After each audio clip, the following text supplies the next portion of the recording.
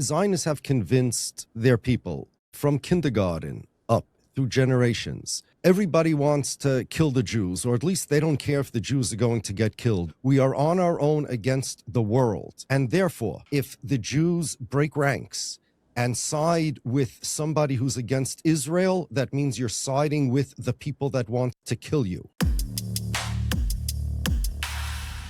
As people see what's happening, children are being blown up. They now have the highest child amputation ratio per capita in Gaza.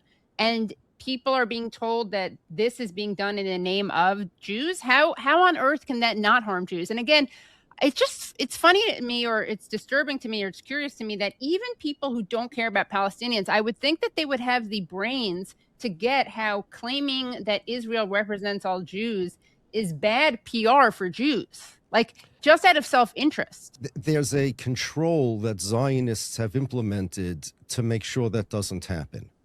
Zionists have convinced, and this is very key to understanding Zionists. Zionists have convinced their people from kindergarten up through generations that really everybody wants to kill the Jews, or at least they don't care if the Jews are going to get killed. Where were they during the Holocaust? Nobody let them in. Everybody wanted to. We are on our own against the world. And therefore, if the Jews break ranks and side with somebody who's against Israel, that means you're siding with the people that want to kill you. If not for the state of Israel, all the Jews would be killed sooner or later. If not for the state of Israel, the Jews would be erased. Never mind the logic behind that. Israel is the only thing that it's the life preserver of the Jews. It is the life of the Jews. According to Zionism, really, Ben-Gurion's ideology of stateism, whatever is good for Israel is good for the Jews. Whatever is bad for Israel is bad for the Jews. Israel is the incarnation, it's the embodiment of the Jewish people. In the words of Yair Lapid, anti-Zionism is anti-Semitism because, yes, Israel is the essence of the Jewish people. It's an identity thing. That's what they did. And therefore, as Menachem Begin said, that if never, ever show disunity in the face of the enemy. Therefore, if anybody says, well, maybe Israel is not right, then you're giving the anti-Semites, meaning people like Carrie, people like Samira, people like you, Katie, people like the UN, people like everybody in the world, except those that are Zionists, you're giving them a encouragement and ammunition to destroy the Jewish people. In fact, I sent you that little pamphlet from Einat Wilf explaining exactly what the control is over here. That's a book by Einat Wilf. Go ahead. So this is Einat Wilf, who wrote something, Winning the War of Words, Essays on Zionism and Israel. So here's a part of that book. There is no such thing as quote unquote fighting fair in this war of words and images. Experience has taught me that expressing empathy for the other, accepting responsibility for mistakes on our side, and acknowledging legitimate concerns by the other side is abused to paint Israel in the darkest colors of evil. The word sorry will be used to admit culpability, the word mistake to convey evil intentions, the words we are not sure to mean that we are sure of the opposite. They believe that everybody's in bad faith and they need to act this way and to be this way in self-defense. Everything is self-defense to them. Right. Everything is necessity. Everything. Even when they killed Jacob Dahan, the Jew who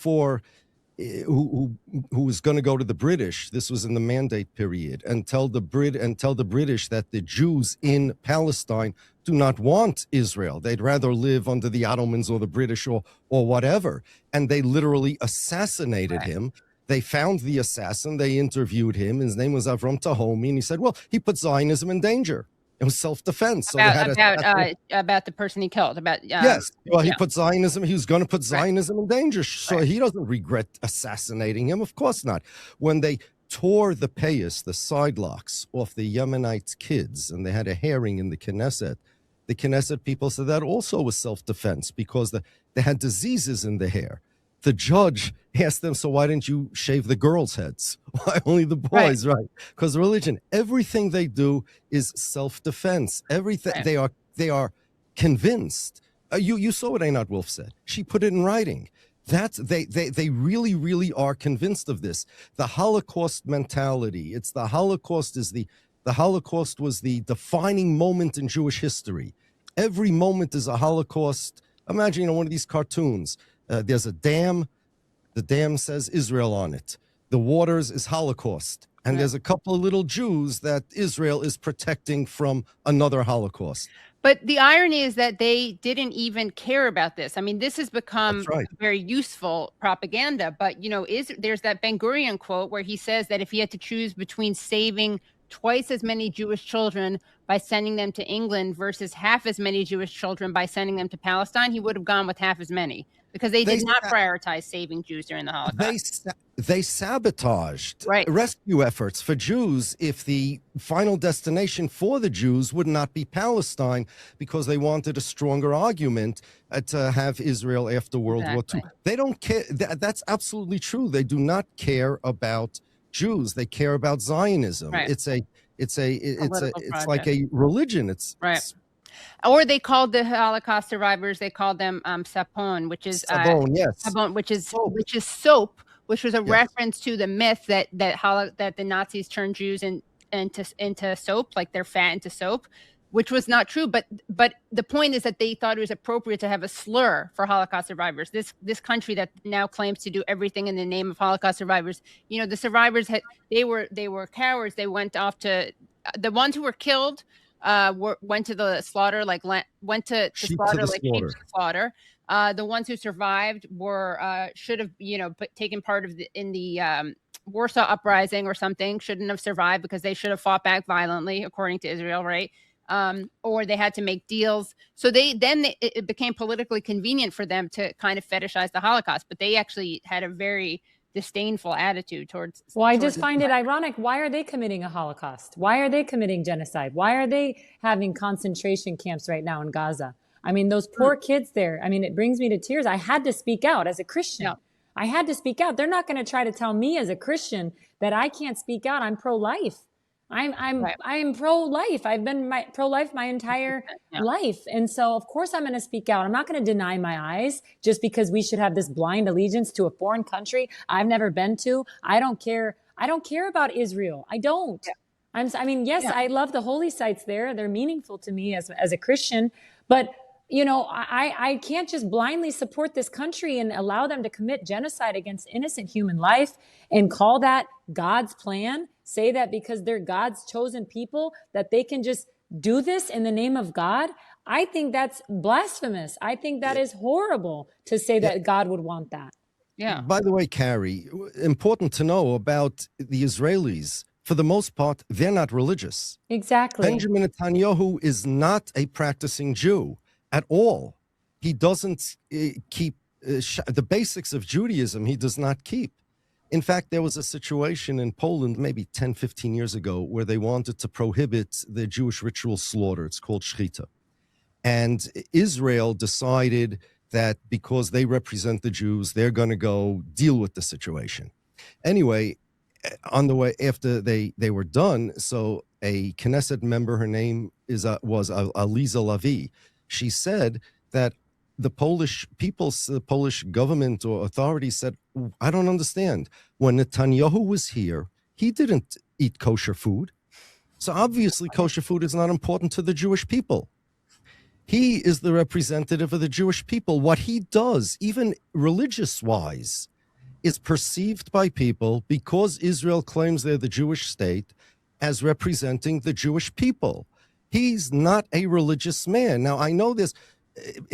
Correct me if I'm wrong, in Christianity, if you're not religious, you're not a Christian. I think that's how it works. I heard that the Mormons have a word for non-religious Mormons, Jack Mormons or something. Yes, I've heard that. I've heard that, yes. And I know that the Muslims have a word for a non-religious Muslim called a kafir. Actually, we don't, if someone is a non-practicing Muslim, we don't call them non-Muslim. But I mean, similarly, there are a lot of Muslims who practice to varying degrees, and we only allow scholars of our tradition to make decisions, legal decisions for our community. Yes, scholars of our religion too, and Benjamin Netanyahu does not qualify, not as a scholar, and he's not a practicing Jew. It's incredible, and So what gives him the know, right to that land? What gives him the right to that land? Well, you know what? You know what? I'm an American. If he wants to, you're asking the wrong guy. Why? People ask me all the time about Israel's politics and what they do, and I've had this debate with Katie in the past. And I'm saying, why are you asking me and not a Chinese guy? Well, because you think I'm Jewish and I would have an opinion and I would weigh in. Well, excuse me, that don't get insulted. I don't mean you, Okay. Carrie. But I tell people, well, that makes you a Zionist. You think because I'm Jewish, I have to have an opinion about what Israel does? I have as much to do with Israel as you do with Russia and Ukraine. If a guy comes over to me and tells me that he thinks I'm Russian because I look Russian, so what do you think about what Putin is doing, bombing Ukraine? I tell him, I'm not Russian. You got the wrong guy. Yeah. Well, I'm not Israeli. Well, I don't know. Maybe someone else can answer it. To what right do these people have? Go find a Zionist.